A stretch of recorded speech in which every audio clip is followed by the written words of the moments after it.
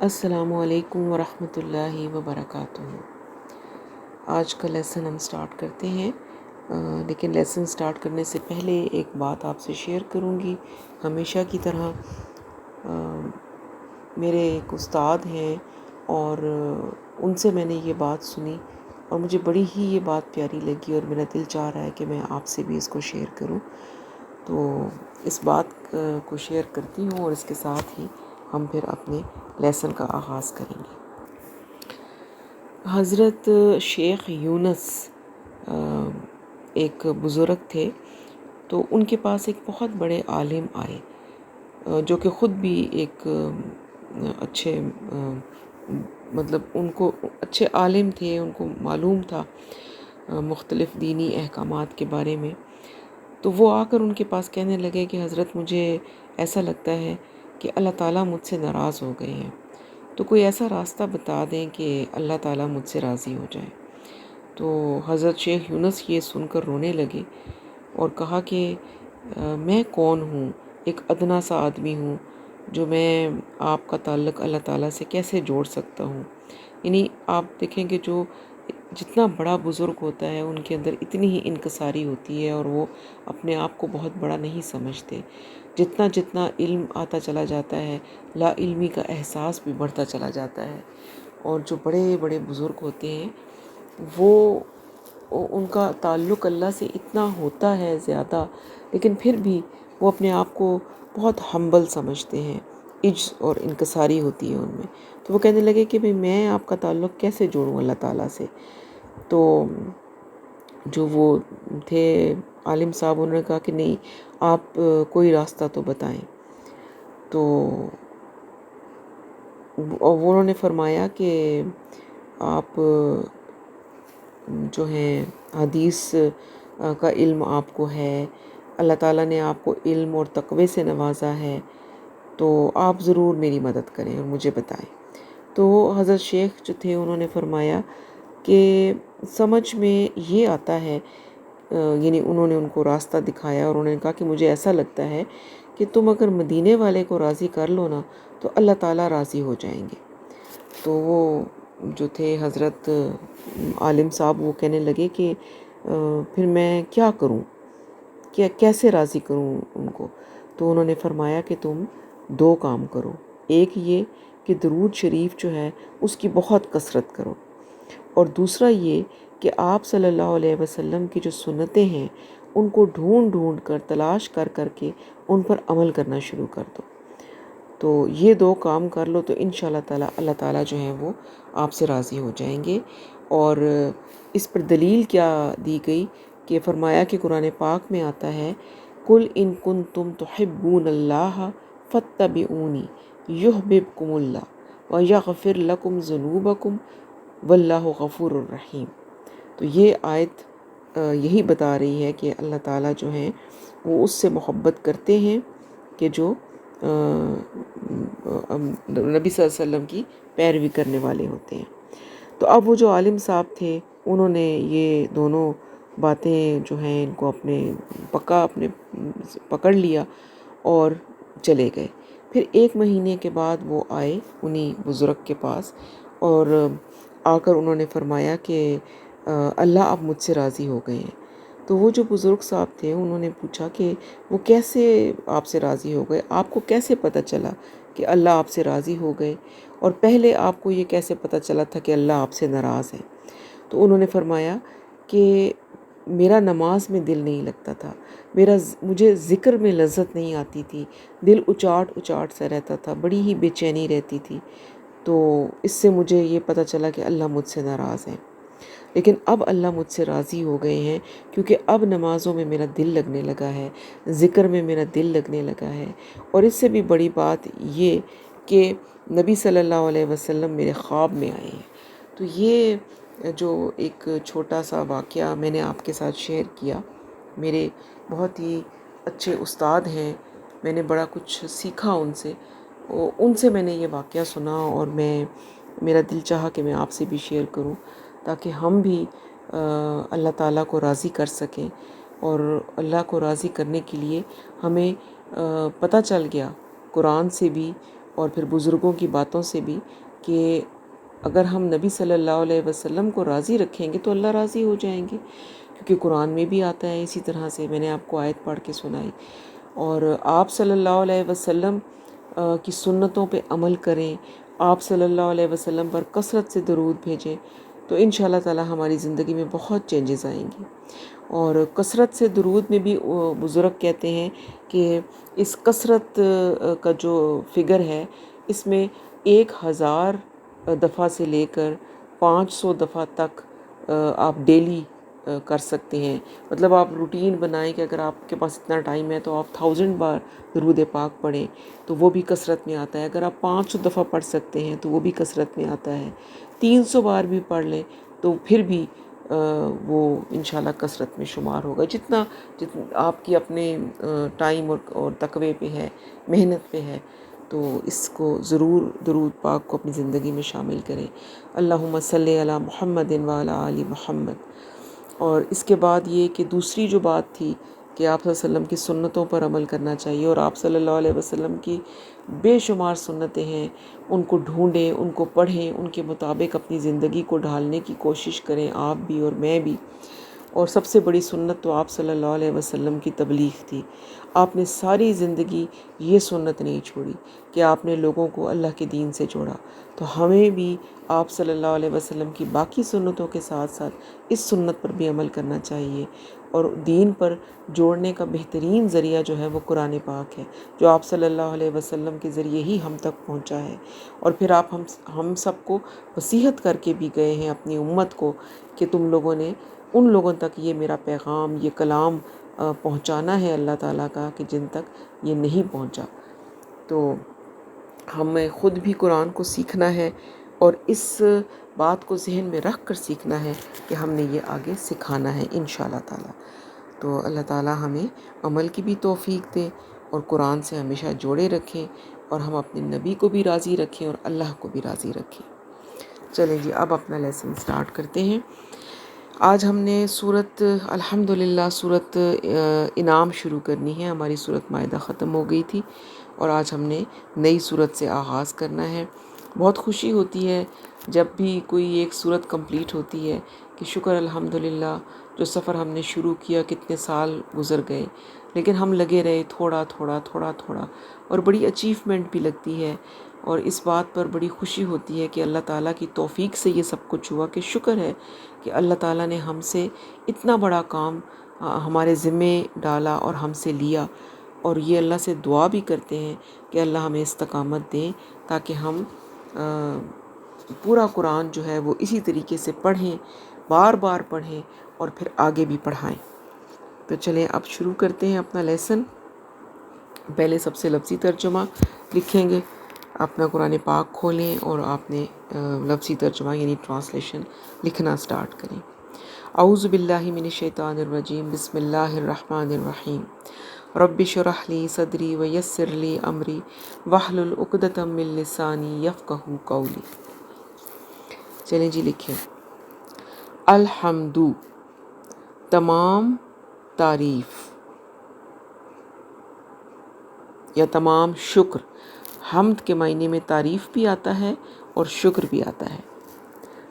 کس کے لیے ہے؟ للہ، اللہ کے لیے، لام زیر لی کے لیے، اللہ اللہ کے لیے ہے۔ الذی، وہ جس نے، خلق، پیدا کیا، السماواتی، آسمانوں کو،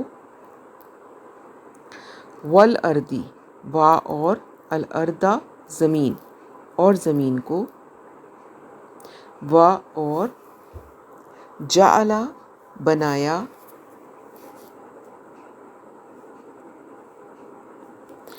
الظلماتی، اندھیروں کو، والنور، اور النور، نور کو یعنی روشنی کو، ثم، پھر، الذین، وہ لوگ جو، کفروا، کفر کیا، یعنی جن لوگوں نے کفر کیا، یہاں پر کفر سے مراد شرک ہے کہ جنہوں نے شریک کیا. بربہم، رب ہم اپنے رب کے ساتھ. یعدلون، برابر کرتے ہیں، یعنی جنہوں نے کفر کیا اپنے رب کے ساتھ. اور وہ کیا کفر ہے کہ وہ برابر کرتے ہیں، مطلب یہ ہے اوروں کو اللہ کے برابر کرتے ہیں. یہ بریکٹ میں لکھ لیں، برابر کرتے ہیں، اس کے آگے بریکٹ میں لکھ لیں کہ اوروں کو اللہ کے برابر کرتے ہیں، یعنی کہ شرک کرتے ہیں. ہوا وہ الذی، جس نے،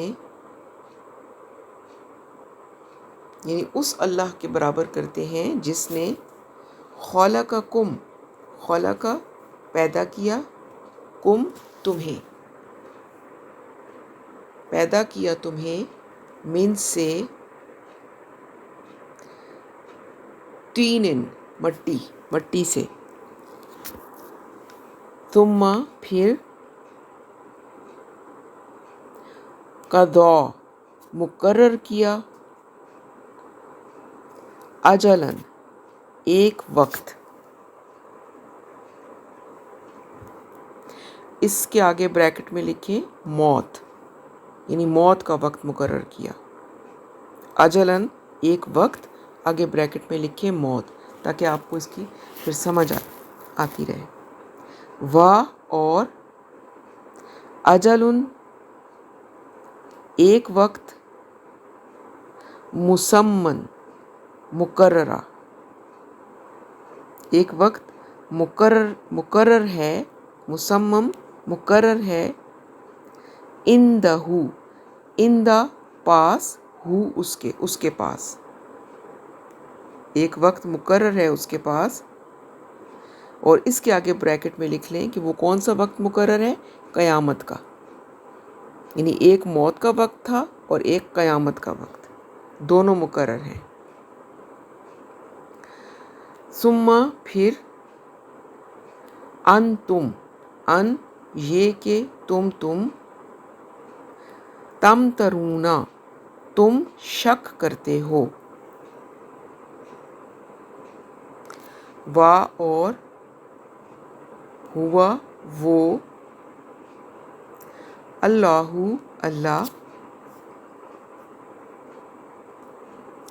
اور وہ اللہ، فی میں، السماواتی آسمانوں میں، اور فی میں، الارضی زمین، یعنی وہ اللہ آسمانوں میں بھی موجود ہے اور زمین میں بھی. یعلم، وہ جانتا ہے، شروع میں یا کا مطلب ہے وہ، مضارع کی علامت ہے، وہ جانتا ہے، سرکم، سر باطن، کم تمہارا، یعنی تمہاری چھپا ہوا، تو چھپا ہوا جو ہے وہ باطن ہوتا ہے، یعنی وہ تمہارا باطن بھی جانتا ہے.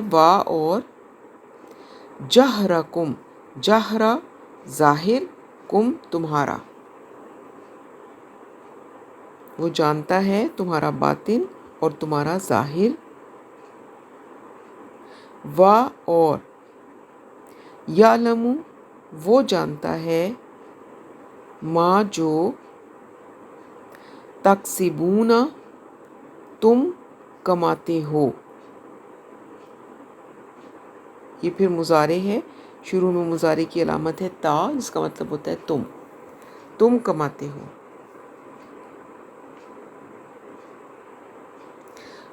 اور ما نہیں، ما کا مطلب یہاں پر نہیں ہوگا. آیت میں آگے آپ دیکھیے گا لفظ آ رہا ہے اللہ، تو اللہ سے پہلے جب ما آتا ہے تو اس کا مطلب پھر نہیں میں کنورٹ ہو جاتا ہے. وما، اور نہیں، تأتیہم، تأتی آئی، ہم ان کے پاس، اور نہیں آئی ان کے پاس، من کوئی، من کا مطلب سے بھی ہوتا ہے اور کوئی بھی ہوتا ہے، یہاں پر ہم کوئی لگائیں گے، آیتن نشانی، من سے یعنی نشانی سے یہاں مراد کیا ہے؟ معجزے بھی ہو سکتے ہیں اور کوئی واضح دلیل بھی ہو سکتی ہے۔ من سے آیاتی نشانیاں، پہلے آیتن یہ ایک نشانی تھی، یہاں پر آیا آیاتی تو یہ اس کا مطلب ہے نشانیاں، یہ جمع ہو گئی۔ ربی ہم، ربی رب، ہم ان کے رب کی طرف سے، اللہ مگر، کانو تھے، انہا ان سے، ہا اس سے، معرضینہ منہ پھیرنے والے، اعراض کرنے والے، فقد ف تو یا پھر قد یقیناً، کذبوا جھٹلایا انہوں نے، بالحق کی حق کو، لما جب، جاءہم جاء آیا، ہم ان کے پاس، یعنی جب حق ان کے پاس آیا تو انہوں نے اس کو جھٹلا دیا۔ فسوف ف تو سوف جلد ہی، یأتیہم یأتی آ جائے گی، ہم ان کے پاس، جلد ہی آ جائے گی ان کے پاس، انباء خبر، اس کے آگے بریکٹ میں لکھ لیں حقیقت، اصل لفظ تو خبر ہم اس کا ترجمہ کر رہے ہیں نا، لیکن جب ہم اس کو، میں نے آپ کو بتایا تھا دوسری لینگویج میں ترجمہ کرتے ہیں تو تھوڑے سے الفاظ ہمیں آگے پیچھے کرنے پڑتے ہیں سمجھنے کے لیے۔ تو یہاں پر یہ جو خبر ہے اس سے مراد ہے کہ وہ حقیقت ان کے سامنے جلد ہی آ جائے گی، کون سی؟ ماں جو، کانو تھے، بہی اس کا، یستہزئون یستہزئون وہ مذاق اڑاتے، یعنی جس حقیقت کا وہ مذاق اڑاتے تھے وہ جلد ہی ان کے سامنے آ جائے گی۔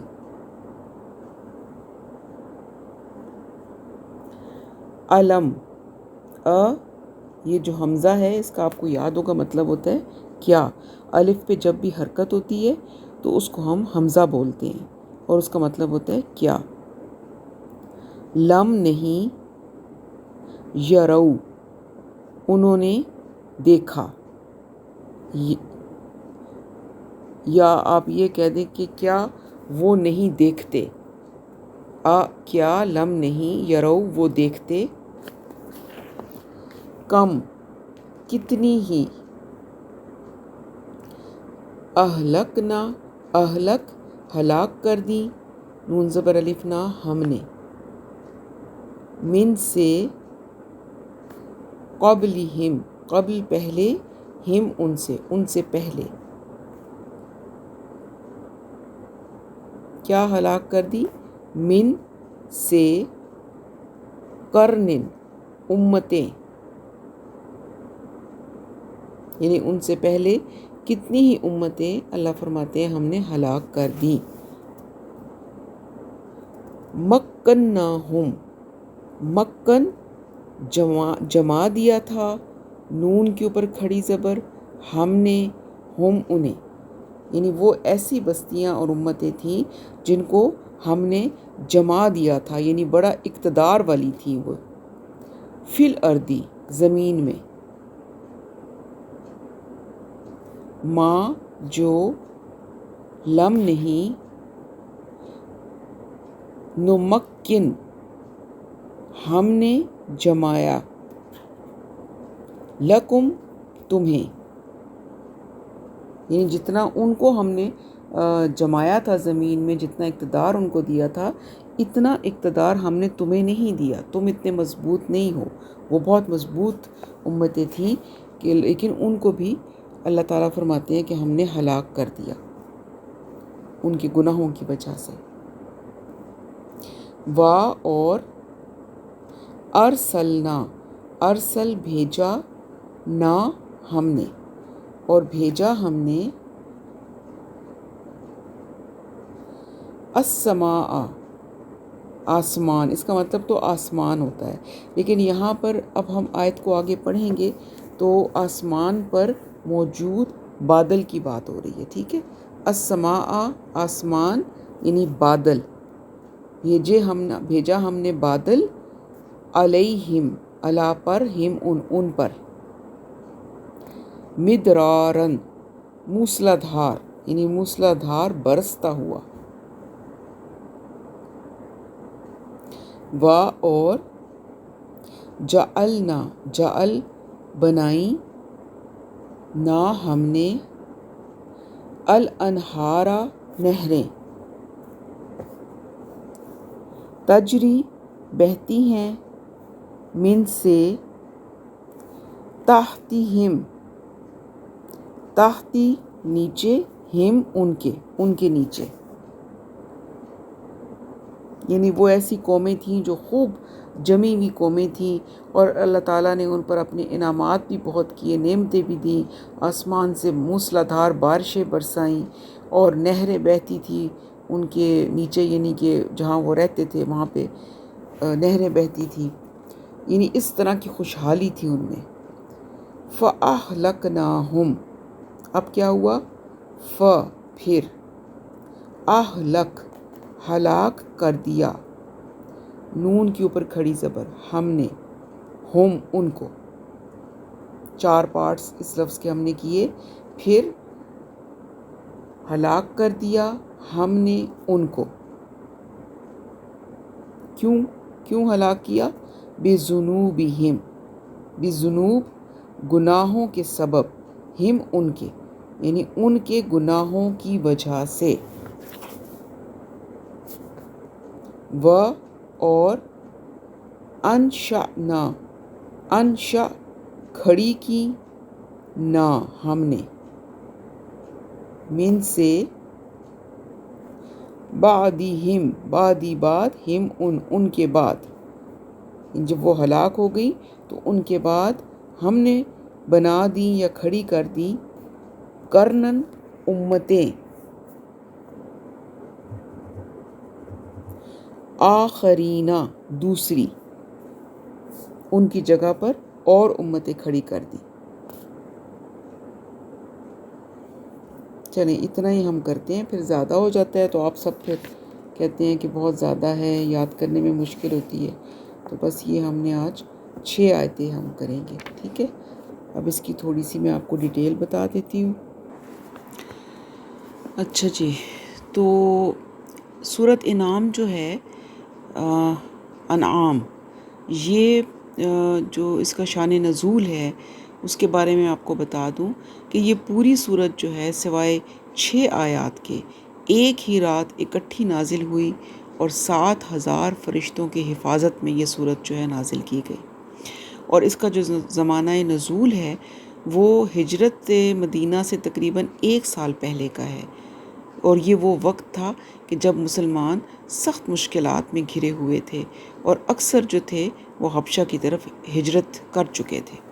تو یہ حالات ہیں، ان حالات کو ذہن میں رکھیں، اس پس منظر کو ذہن میں رکھیں، اور ان حالات میں یہ صورت پھر نازل ہو رہی ہے۔ اور اللہ تعالیٰ کیا فرما رہے ہیں؟ سب سے پہلے الحمد للہ الذی خلق السماوات والارض وجعل الظلمات والنور۔ اللہ تعالیٰ کہتے ہیں ہر طرح کی تمام تعریفیں، تمام شکر، حمد میں نے آپ کو بتایا نا، الحمد میں تعریف اور شکر دونوں چیزیں آتی ہیں، تمام تعریفیں، تمام شکر جو ہے وہ اللہ ہی کو سزاوار ہے کہ جس نے آسمانوں اور زمین کو پیدا کیا اور اندھیرے اور روشنی بنائی۔ پھر کیا کیا؟ پھر بھی جو لوگ کافر ہیں وہ دوسروں کو اپنے رب کا ہمسر بناتے ہیں، شریک بناتے ہیں۔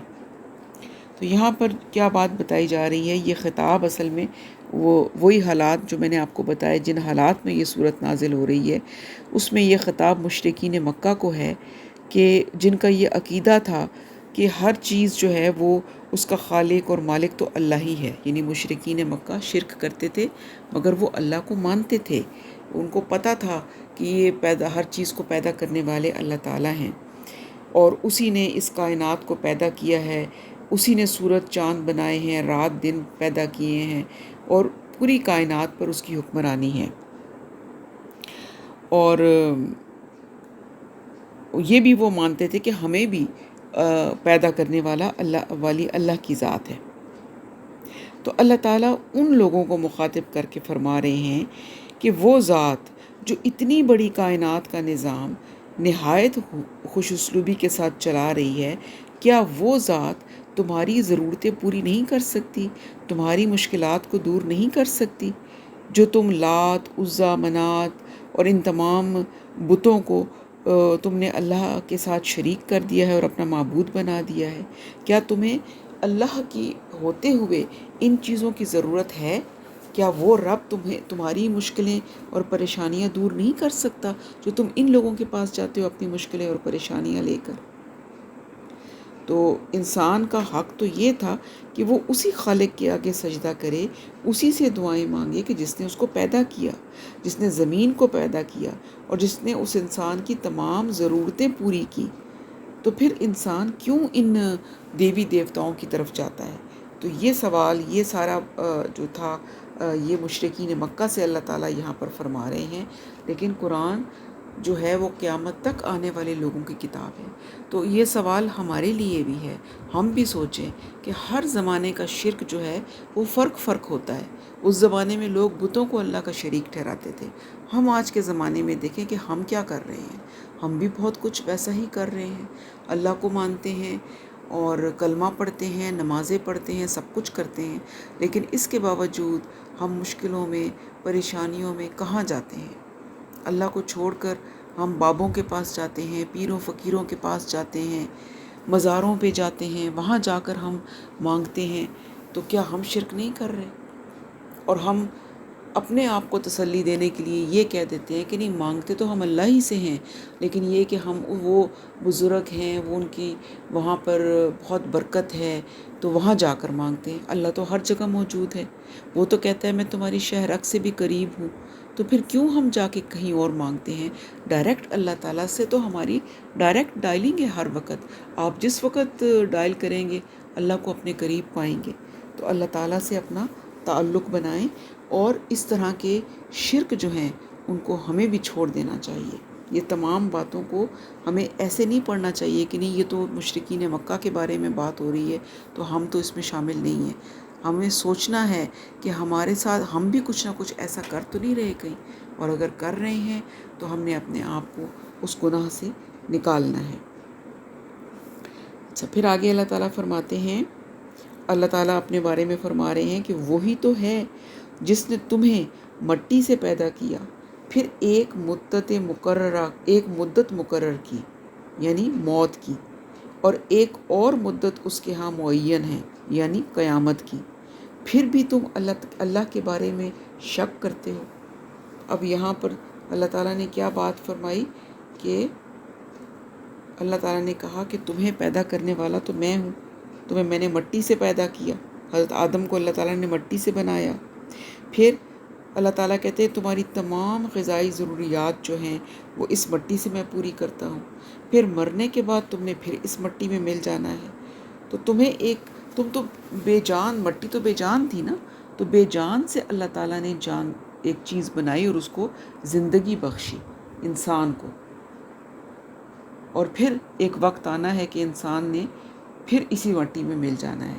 تو یہاں پر فرمایا کہ سوچو، تمہیں یہ سوچنا چاہیے کہ تم جو ہو اس دنیا میں ایک مدت کے لیے آئے ہو۔ یہ بھی اللہ نے بتا دیا کہ ایک خاص مدت، یہاں پر جو پہلی اجل ہے وہ انسان کی موت کا وقت ہے، کہ ایک خاص ٹائم پیریڈ کے لیے اللہ تعالیٰ نے انسان کو اس دنیا میں بھیجا ہے، اور وہ خاص ٹائم پیریڈ اللہ ہی جانتے ہیں، کوئی نہیں جانتا۔ اور جب وہ پیریڈ ختم ہو جائے گا، موت آ جائے گی۔ اور اس کے بعد ایک اور پیریڈ کا ذکر کیا، اور وہ کیا ہے کہ وہ اس کا بھی وقت معین ہے، اور وہ قیامت کا دن ہے، اور وہ دن ہے جب ساری دنیا ختم ہو جائے گی، اور جو لوگ اپنے اپنے وقت پر مر گئے تھے وہ قبروں سے اٹھا لیے جائیں گے، اور ان کو دوبارہ زندہ کر کے اللہ کی عدالت میں پیش کیا جائے گا۔ وہ حاضری کا وقت ہے، اللہ کے حضور پیش ہونے کا وقت ہے۔ تو یہ دونوں وقت جو ہیں یہ اللہ تعالیٰ نے مقرر کر کے رکھے ہوئے ہیں، لیکن اس کا علم انسان کے پاس نہیں ہے۔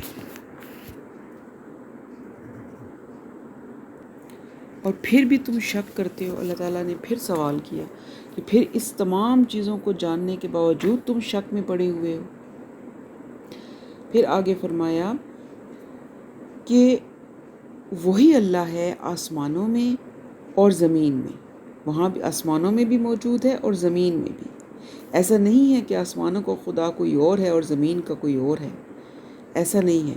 وہی اللہ ہے جو کہ آسمانوں میں بھی موجود ہے اور زمین میں بھی موجود ہے، اور وہ جانتا ہے تمہارا چھپا بھی اور تمہارا ظاہر بھی۔ جو کچھ تم چھپاتے ہو وہ بھی اللہ جانتا ہے۔ لوگوں سے تو چھپا لیتے ہو، لیکن اللہ سے تو نہیں چھپا سکتے۔ اللہ تو نیتیں بھی جانتے ہیں، دل کے حال بھی جانتے ہیں، اللہ تو اس خیال کو بھی جانتے ہیں جو ہمارے ذہن میں آتا ہے، اور وہ تمہارا ظاہر بھی جانتا ہے۔ تو اللہ تعالیٰ تو سب کچھ جاننے والے ہیں، یعنی اللہ تعالیٰ کے علم اور اس کی قدرت جو ہے وہ اس طرح کی ہے کہ وہ عرش پر ہوتے ہوئے بھی ہر ایک چیز کو دیکھ رہا ہے اور ہر ایک چیز کی نگرانی کر رہا ہے، ہر پکارنے والے کی پکار کو سن رہا ہے اور اس کا جواب دے رہا ہے۔ یعنی اللہ تعالیٰ کا جو علم ہے اور اس کی قدرت ہے، اس کو آپ دیکھیں کہ وہ یہاں پر بیان کی گئی اس آیت میں کہ اللہ تعالیٰ کو سب کچھ علم ہے۔ وہ عرش پر موجود ہے، لیکن اس کو اپنی مخلوق کے بارے میں ہر ایک چیز کے بارے میں اللہ جانتے ہیں، اور اس پوری کائنات کو اللہ تعالیٰ دیکھ رہے ہیں۔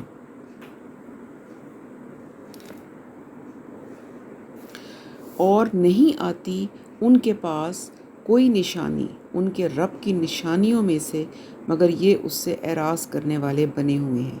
یعنی اللہ فرماتے ہیں کہ ہم نئی نئی صورتیں بھیج رہے ہیں، نئی نئی آیات نازل کر رہے ہیں، اور وہ سب اللہ کی نشانیاں ہیں، لیکن اس کے باوجود یہ لوگ اعراض پر تلے ہوئے ہیں، یہ لوگ مانتے نہیں ہیں۔ تو اب انہوں نے جھٹلا دیا ہے حق کو، جبکہ ان کے پاس حق آ چکا۔ یعنی حق تو ان کے پاس آ گیا، اللہ پاک کی آیتیں نازل ہو رہی ہیں اور سچائی ان کے سامنے آ گئی، نبی صلی اللہ علیہ وسلم بتا رہے ہیں، لیکن وہ اس کو سننے کو تیار نہیں ہو رہے، ماننے کو تیار نہیں ہو رہے، اور وہ اس کو جھٹلا رہے ہیں۔